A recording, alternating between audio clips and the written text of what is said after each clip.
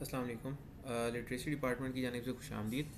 इस वीडियो में हम आपको बताएंगे कि लर्नर्स के रिज़ल्ट की डाटा एंट्री कैसे करनी है। तो आपने सेम लॉगिन आईडीज़ और पासवर्ड यूज़ करने हैं जो आपने डाटा करेक्शन के टाइम पे यूज़ किए थे, और इसको लॉगिन कर लेना है।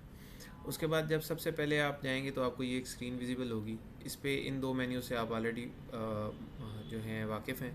अब आप यहाँ पर जाएंगे, यहाँ पे देखें आपको ऐड रिज़ल्ट का एक मेन्यू दिया गया है। इस ऐड रिज़ल्ट के मेन्यू के ऊपर जब आप क्लिक करेंगे तो ये आपको एक फॉर्म के ऊपर ले आएगा।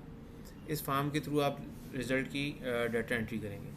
तो सबसे पहले इस फॉर्म में जो सबसे पहले आपको चीज़ नज़र आ रही है वो है आपका स्कूल कोड। ये सिर्फ एक इन्फॉर्मेशन के लिए है। आप क्या करेंगे, यहाँ से आपके पास ये आपको आपके बच्चे स्कूल के नज़र आ रहे होंगे। मेरे पास ये एक डमी डाटा है बेस है, तो उसमें मैंने 2-4 बच्चों की एंट्री की हुई है जो मुझे नज़र आ रही है। तो अगर मैं यहाँ पे फॉर एग्ज़ाम्पल फ़ैज़ान हैदर की एंट्री करने जा रहा हूँ, तो मैं यहाँ पे लिखूँगा FAI। तो जैसे उसके स्पेलिंग यहाँ पर लिखना स्टार्ट करूँगा तो ये लर्नर पॉपुलेट होकर ऊपर आ जाएगा। अब आपने इसके ऊपर क्लिक करना है, तो उसके फादर का नेम, उसकी क्लास, सब कुछ पॉपुलेट होकर ऑटोमेटिकली डाटाबेस से फैच होकर यहाँ पर दिखाई जाएगी।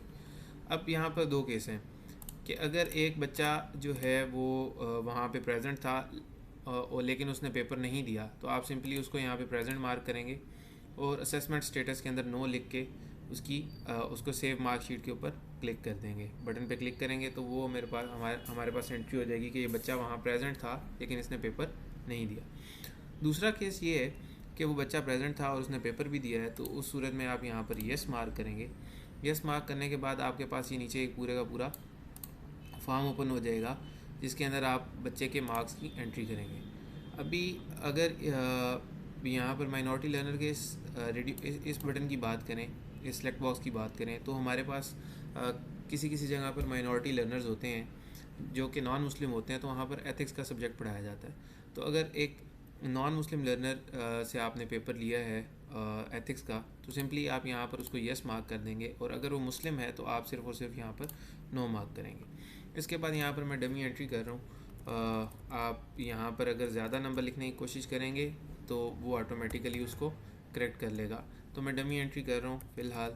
तो आपने मार्कशीट से देखते हुए इन सारे सब्जेक्ट्स में ऑब्जेक्टिव सब्जेक्टिव में कितने कितने मार्क्स है वो लिखने हैं। लिखने के बाद आप क्या करेंगे, आप इस सेव मार्कशीट के बटन पर क्लिक करेंगे तो वो बच्चे की मार्कशीट, बच्चे का रिज़ल्ट जो है वो एंटर हो जाएगा और मेरे पास एक सक्सेस मैसेज आ रहा है कि मार्कशीट ऐड हो चुकी है। अब अगर मैं यहाँ पर दोबारा जाऊँ तो देखें जिस बच्चे की मैंने एंट्री की थी वो बच्चा यहाँ लिस्ट से आउट हो चुका है।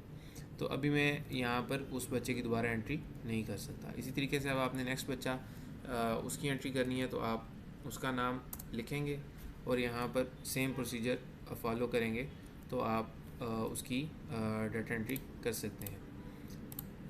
अब हम वापस चलते हैं और मैं वीडियो के दूसरे पार्ट में बताता हूँ कि आपको जो है रिज़ल्ट जो आपने एंटर किया है वो आगे बच्चे का देख कैसे सकते हैं।